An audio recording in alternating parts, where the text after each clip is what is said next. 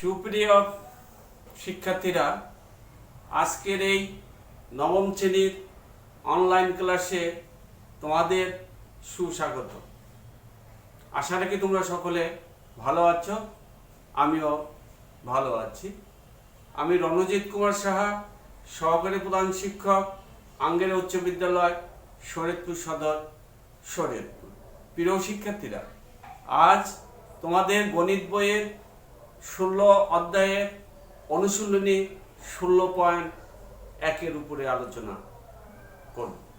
প্রিয় শিক্ষার্থীরা, আমাদের এই অনুশীলনী 16.1 ত্রিভুজের ক্ষেত্রফল সম্পর্কে এখানে আলোচনা করা হয়েছে। তাহলে আমরা প্রথমে ত্রিভুজ ক্ষেত্রে যে বিভিন্ন সূত্রগুলো আছে সেগুলো সম্পর্কে আগে আমরা ধারণা নিব। এরপরে আমরা এই সূত্রের আলোকে গাণিতিক সমস্যার সমাধান করব। প্রিয় শিক্ষার্থীরা, প্রথমেই আমরা জানবো যে ত্রিভুজটা কি। অর্থাৎ ত্রিভুজ বলতে আমরা যেটা বুঝি যে তিনটি বাহু দ্বারা আবদ্ধ চিত্রকে ত্রিভুজ বলে, তাই না? এটা তোমাদেরও ধারণা আছে। একটি ত্রিভুজের বাহু থাকবে তিনটি, কোণ থাকবে তিনটি, এবং একটি ত্রিভুজের তিন কোণের সমষ্টি 2 সমকোণ। এটা তোমরা সকলেই জানো। এখন ত্রিভুজ বিভিন্ন প্রকারের হতে পারে, তাই না? যেমন সমকোণী ত্রিভুজ, সূক্ষ্মকোণী ত্রিভুজ, স্থূলকোণী ত্রিভুজ, আবার সমবাহু ত্রিভুজ, সমদ্বিবাহু ত্রিভুজ, বিষমবাহু ত্রিভুজ। ঠিক আছে? তো আমরা প্রথমে যে জিনিসটা জানবো যে একটা ত্রিভুজের ক্ষেত্রফলের জন্য যে আমরা সাধারণ যে সূত্রটা জানি, সেই সূত্রটা হচ্ছে কি, যে ত্রিভুজ ক্ষেত্রে ক্ষেত্রফলের সাধারণ সূত্র হচ্ছে হাফ ইন্টু ভূমি ইন্টু উচ্চতা। ধরো এ বি সি একটি ত্রিভুজ, তাহলে এই ত্রিভুজটা এইচ হচ্ছে উচ্চতা, আর এখানে এ হচ্ছে বিসি, বিসি বলতে এ হচ্ছে ভূমি। তাহলে আমরা কি লিখতে পারি? হাফ ইন্টু এ ইন্টু এইচ, অর্থাৎ হাফ এ এইচ। এটা একটি ত্রিভুজের কমন যে সূত্র সেটা। ঠিক আছে? এরপরে যদি ত্রিভুজটা সমকোণী ত্রিভুজ হয়, তাহলে সমকোণী ত্রিভুজ ক্ষেত্রে ক্ষেত্রফলের সূত্রটা কি? ঠিক একই রকম, হাফ ইন্টু ভূমি ইন্টু উচ্চতা। তবে এখানে এই যে সমকোণী ত্রিভুজ এ বি সি একটি সমকোণী ত্রিভুজ, অর্থাৎ যে ত্রিভুজের একটি কোণ সমকোণ তাকে সমকোণী ত্রিভুজ বলে। তাহলে এখানে এ বি সি ত্রিভুজের এই বি কোণটা হচ্ছে সমকোণ, আর এ বি হচ্ছে, এটা হচ্ছে উচ্চতা, আর বিসি হচ্ছে ভূমি। তাহলে আমরা এ বি কে বি এবং বিসি কে এ দ্বারা প্রকাশ করতে পারি।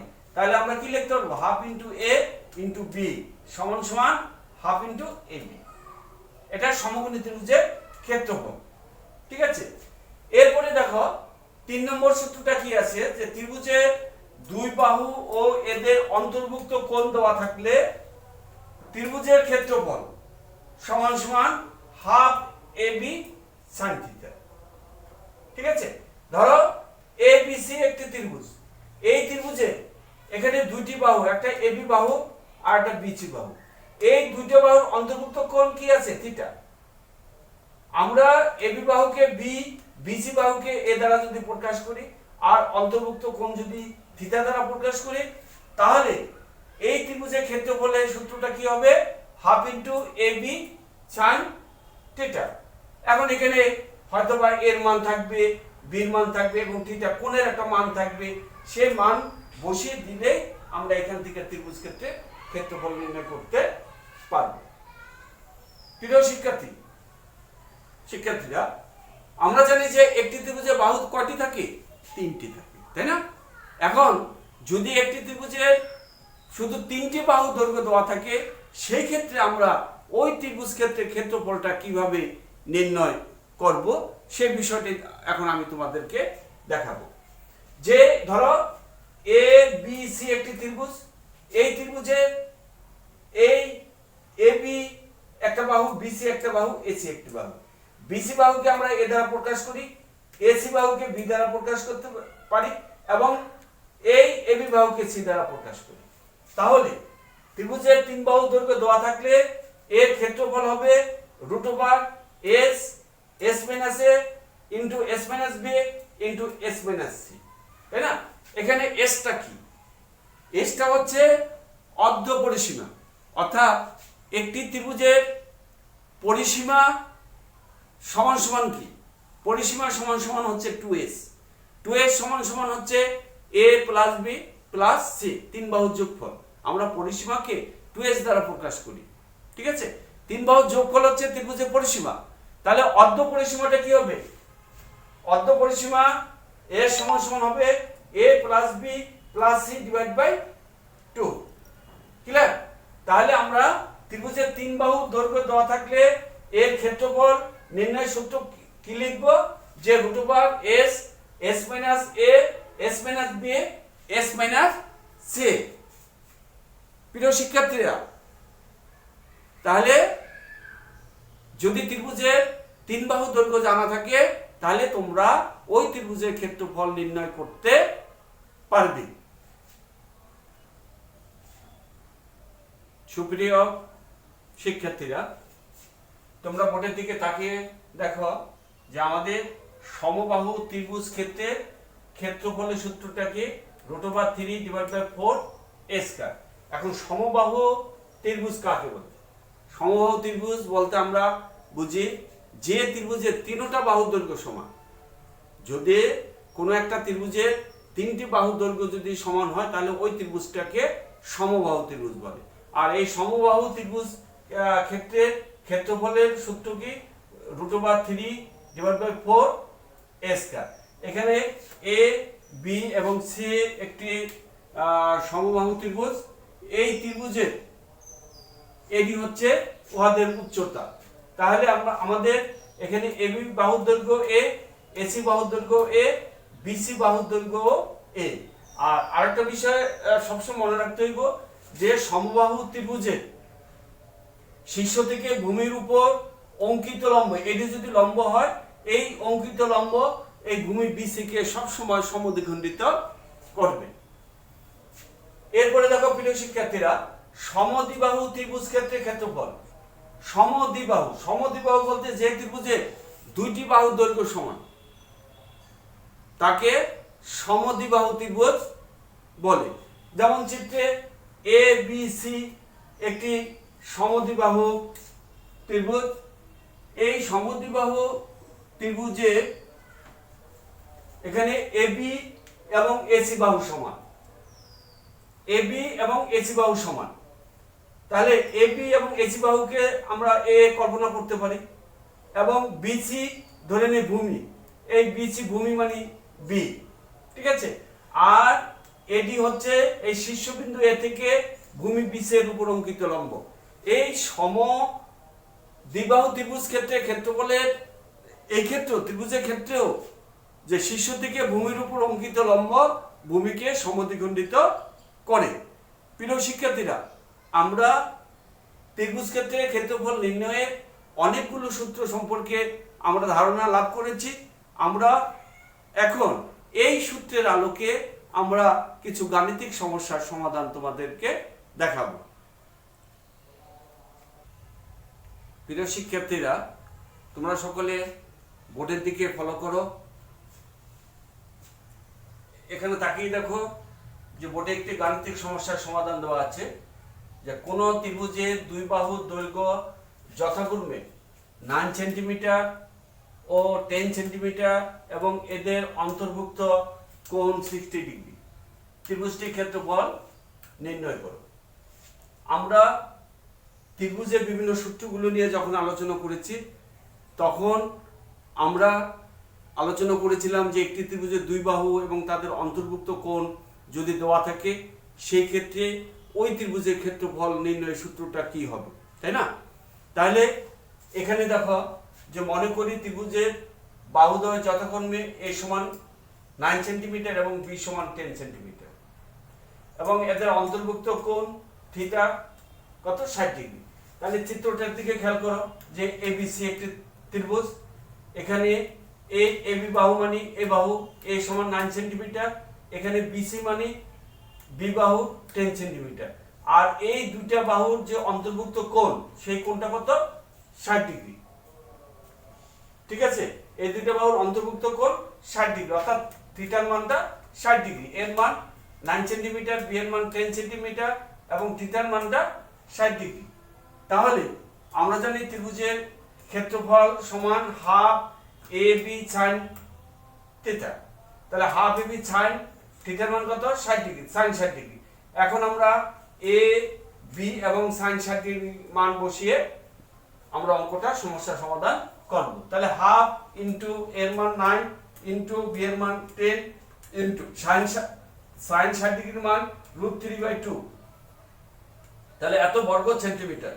এখন আমরা এগুলো ক্যালকুলেটরে গুণ করে যে ফলাফলটা পাওয়া যাবে তা হচ্ছে 38.97 বর্গ সেন্টিমিটার প্রায়। সুতরাং আমরা বলতে পারি যে ত্রিভুজটার ক্ষেত্রফল 38.97 বর্গ সেন্টিমিটার। এখন একটা জিনিস তোমাদের খেয়াল করছে সকলে যে সাইন 60 ডিগ্রি মানটা √3/2 এটা কোথা থেকে আসলো? এটা কিন্তু আমরা যখন ত্রিকোণমিতি অঙ্ক করিয়েছি সেই ক্ষেত্রে আমরা বিভিন্ন কোণের মানগুলো তোমাদের শিখিয়েছি, তাই না? সেই মান থেকে কিন্তু আসছে।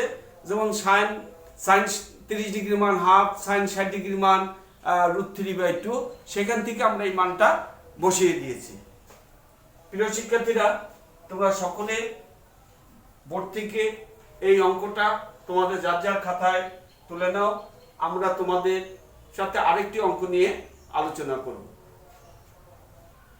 সুপ্রিয় শিক্ষার্থীরা, আমরা তোমাদের আরেকটি গাণিতিক সমস্যার সমাধান দেখাবো। তোমরা সকলে বোর্ডের দিকে খেয়াল রাখো এবং যার যার খাতায় এই গাণিতিক সমস্যাটা তোমরা প্রত্যেকে তুলে নিবে। এখানে দেখো যে একটি সমবাহু ত্রিভুজের প্রত্যেক বাহুর দৈর্ঘ্য 1 মিটার বাড়ালে ক্ষেত্রফল 3 × √3 বর্গমিটার বেড়ে যায়। ত্রিভুজটির বাহুর দৈর্ঘ্য নির্ণয় করো। আগে অঙ্কটা একটু বুঝতে হবে যে একটি সমবাহু ত্রিভুজের বাহুর দৈর্ঘ্য পূর্বে যা থাকবে তার থেকে যদি 1 মিটার বাড়ানো হয়, অর্থাৎ পূর্বে যদি বাহুর দৈর্ঘ্য এ থাকে তাহলে এখন বাহুর দৈর্ঘ্য a+1, তাহলে তার ক্ষেত্রফলটা আগে যা ক্ষেত্রফল ছিল আর পরে যে ক্ষেত্রফল হবে এই দুইটা ক্ষেত্রফলের পার্থক্য হচ্ছে 3√3। প্রিয় শিক্ষার্থীরা, তাহলে আমরা কি লিখতে পারি? মনে করি সমবাহু ত্রিভুজের প্রত্যেক বাহুর দৈর্ঘ্য a মিটার। তাহলে ত্রিভুজটির ক্ষেত্রফল কত? √3 / 4a²। এটা কিন্তু আমরা আগেই শিখেছি, তাই না? এখন ত্রিভুজটির প্রত্যেক বাহুর দৈর্ঘ্য 1 মিটার বাড়ালে ত্রিভুজটির ক্ষেত্রফল কত হবে? √3/4। এখন বাহুর দৈর্ঘ্য আছে কত? a। এখন 1 মিটার বাড়ালে কত হবে? এই যে চিত্রের দিকে খেয়াল রাখো, এই যে চিত্রটা, এই চিত্রটা প্রত্যেক বাহুর দৈর্ঘ্য a। এখন এই বাহু থেকে আবার এই যে দ্বিতীয় যে চিত্রটা, এই চিত্রটা বাহুর দৈর্ঘ্য 1 মিটার বেশি। তাহলে এইটার বাহুর দৈর্ঘ্য a, এটার বাহুর দৈর্ঘ্য হচ্ছে a+1। তাহলে এখানে ছিল √3/4a²। তাহলে এখানে এর পরিবর্তে কত হবে? a+1 whole square. ক্লিয়ার? তাহলে এত বর্গমিটার। এখন এই দুইটা বাহুর ক্ষেত্রফল, ত্রিভুজের ক্ষেত্রফল, এই পরের ত্রিভুজ যেটা, নতুন ত্রিভুজ যেটা পাওয়া গেছে সেটা ক্ষেত্রফল থেকে আগের ত্রিভুজের যে ক্ষেত্রফল, এটা যদি আমরা বাদ দিয়ে দেই তাহলে আমরা কত পাবো? 3√3। ক্লিয়ার?